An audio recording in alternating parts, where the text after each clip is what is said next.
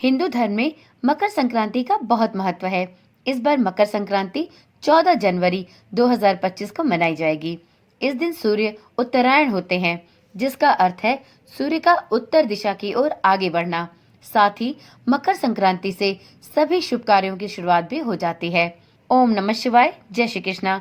आप सभी का सनातन धर्मसार चैनल पर बहुत बहुत स्वागत है। मित्रों, सूर्य का किसी राशि विशेष में भ्रमण करना संक्रांति कहलाता है। सूर्य प्रत्येक माह में राशि का परिवर्तन करते हैं। साल में 12 संक्रांतियां पड़ती हैं और 2 संक्रांतियां सबसे महत्वपूर्ण मानी जाती हैं, मकर संक्रांति और कर्क संक्रांति। सूर्य जब मकर राशि में आता है तब मकर संक्रांति मनाई जाती है। मकर संक्रांति से धीरे धीरे वातावरण में बदलाव शुरू हो जाता है, क्योंकि इस संक्रांति से अग्नि तत्व की शुरुआत होती है। इस समय सूर्य उत्तरायण होता है। इस दिन किए गए जप, स्नान और दान का फल अनंत गुना होता है। इस बार मकर संक्रांति 14 जनवरी 2025 को मनाई जाएगी। तो चलिए आज की वीडियो शुरू करते हैं और जानते हैं कि मकर संक्रांति पर स्नान दान का शुभ मुहूर्त क्या होगा। मकर संक्रांति पर स्नान के लिए आपको कौन कौन से शुभ मुहूर्त प्राप्त हो रहे हैं। यदि आप महाकुंभ में स्नान नहीं कर पा रहे हैं तो आप घर पर किस विधि से गंगा स्नान के पुण्य फल को प्राप्त कर सकते हैं। साथ में वीडियो में ये भी जानेंगे कि आज के दिन कौन से ऐसे दान हैं जिन्हें मकर संक्रांति के दिन यदि किया जाए तो व्यक्ति को साल भर का पुण्य प्राप्त होता है। तो सबसे पहले तो वीडियो में ये जानते हैं कि 14 जनवरी को मकर संक्रांति कब से लग रही है। तो मित्रों, उदय तिथि के अनुसार मकर संक्रांति इस बार 14 जनवरी 2025 को मनाई जाएगी। इस दिन सूर्य सुबह 8:41 पर मकर राशि में प्रवेश करेंगे। हिंदू पंचांग के अनुसार मकर संक्रांति पुण्य काल का समय सुबह 9:03 से लेकर शाम के 5:46 तक रहेगा और महापुण्य काल का समय सुबह 9:03 से लेकर सुबह के 10:48 तक रहेगा। तो इस प्रकार से मकर संक्रांति का पावन पर्व इस वर्ष 14 जनवरी 2025 को मनाया जाएगा और आपको पूरे दिन भर मकर संक्रांति के शुभ योग प्राप्त होंगे। सबसे पहले जानते हैं कि मकर संक्रांति पर गंगा स्नान या स्नान के लिए कौन कौन से शुभ मुहूर्त मिल रहे हैं। तो मित्रों, मकर संक्रांति पर गंगा स्नान का बहुत महत्व है। इस दिन लोग प्रयागराज के त्रिवेणी तट पर स्नान के लिए जाते हैं। ऐसे में जब कुंभ चल रहा है तो इसका महत्व और भी बढ़ जाता है। वहीं इस दिन स्नान के लिए सबसे अच्छा समय ब्रह्म मुहूर्त को माना जाता है। मकर संक्रांति पर स्नान के कुछ शुभ मुहूर्त प्राप्त हो रहे हैं। देखा जाए तो हिंदू पंचांग के अनुसार मकर संक्रांति पर महापुण्य काल की शुरुआत सुबह 9:03 पर होगी।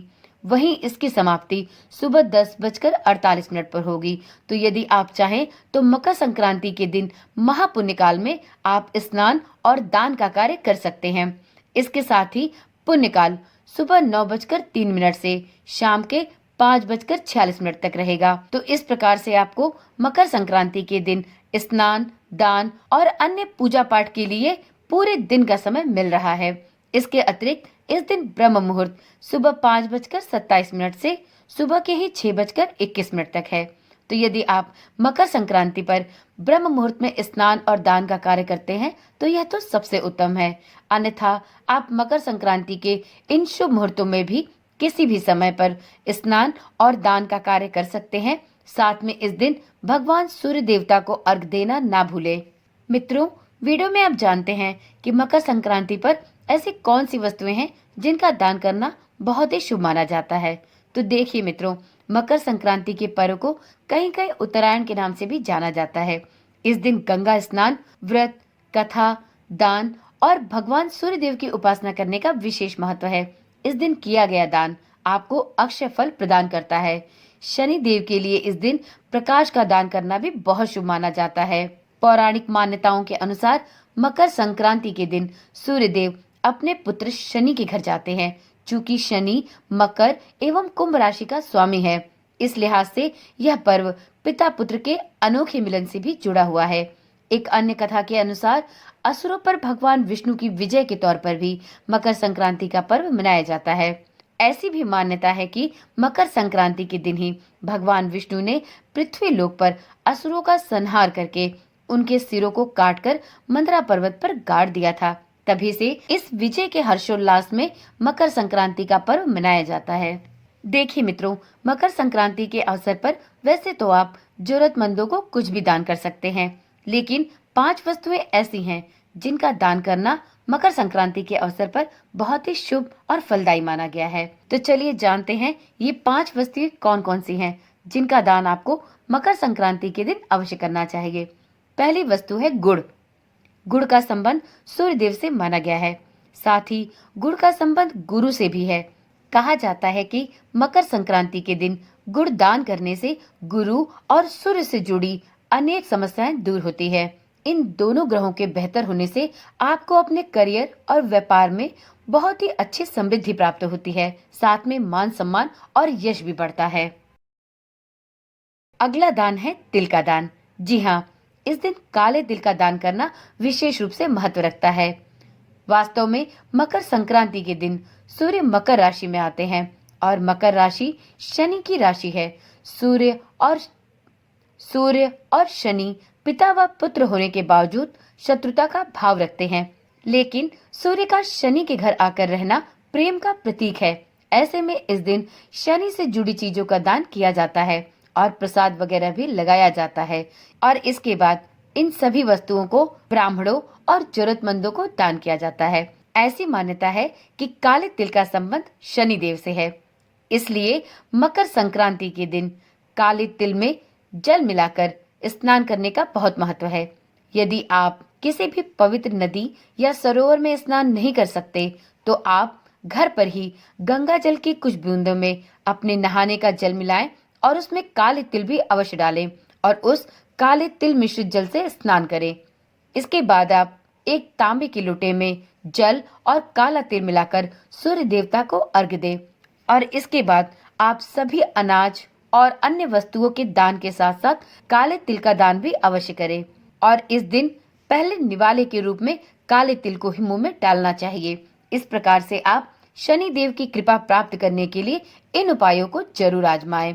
इससे आपको कई तरह के दोषों से मुक्ति प्राप्त होगी। साथ में यदि शनि देव की कुदृष्टि आप पर है, आप शनि दोष से पीड़ित हैं, तो आपको सूर्य देव की कृपा के साथ साथ शनि देव की कृपा भी अवश्य प्राप्त होगी। मित्रों, तीसरा दान है खिचड़ी का दान। मकर संक्रांति के दिन खिचड़ी बनाकर खाई भी जाती है और खिचड़ी का दान भी किया जाता है। आप भी काले उड़द के दाल की खिचड़ी का दान जरूर करें। काली उड़द का संबंध शनि देव से है और चावल को अक्षय अनाज माना गया है। इन्हें दान करने से शनि दोष से मुक्ति मिलती है और घर धन धान्य से सदैव भरा रहता है। आप चाहें तो इस दिन सूखी खिचड़ी भी दान कर सकते हैं। जैसे आप कच्चे चावल में काले उड़द मिलाकर खिचड़ी के रूप में दान कर सकते हैं। इसके साथ आप नमक और हल्दी भी अवश्य रखें। साथ में कुछ सब्जियां और मौसमी फल भी रख सकते हैं। अगली वस्तु है घी। संक्रांति के दिन घी का दान भी जरूर करना चाहिए। आप अपनी क्षमता के अनुसार किसी भी प्रकार की घी का दान कर सकते हैं, लेकिन इस दिन कोशिश यही करें कि आप थोड़ा ही सही परंतु घी का दान अवश्य करें। घी का संबंध सूर्य देव और गुरु बृहस्पति से माना गया है। साथ ही घी समृद्धि का प्रतीक है। इसे दान करने से आपको अपने जीवन में, आपको अपने व्यापार में, अपने कार्य क्षेत्र में सफलता अवश्य प्राप्त होगी। साथ ही आपको सभी तरह के भौतिक सुखों की प्राप्ति भी अवश्य होगी। तो इस प्रकार से आप अपनी श्रद्धा और सामर्थ्य के अनुसार घी का दान भी अवश्य करें।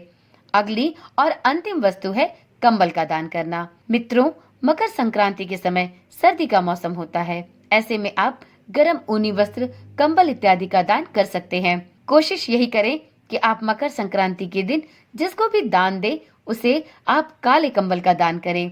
किसी जरूरतमंद को काले कंबल का दान करना बहुत ही शुभ माना गया है। काले कंबल का दान करने से राहु और शनि दोनों से जुड़ी समस्याएं दूर होती हैं। लेकिन कंबल या किसी भी ऊनी वस्त्र को दान करने से पहले इस बात का ध्यान रखें कि आपके द्वारा दिए गए ऊनी वस्त्र या कंबल फटे या पुराने नहीं होने चाहिए, क्योंकि नेक विचार से किए गए दान का फल ही व्यक्ति को प्राप्त हो सकता है। तो इसलिए दान करते समय इन सभी बातों का भी ध्यान रखें। तो चलिए मित्रों, आज की वीडियो यहीं पर समाप्त करते हैं। फिर मिलते हैं एक ऐसी ही नई जानकारी के साथ। तब तक के लिए ओम नमः शिवाय। जय श्री कृष्णा। राधे राधे।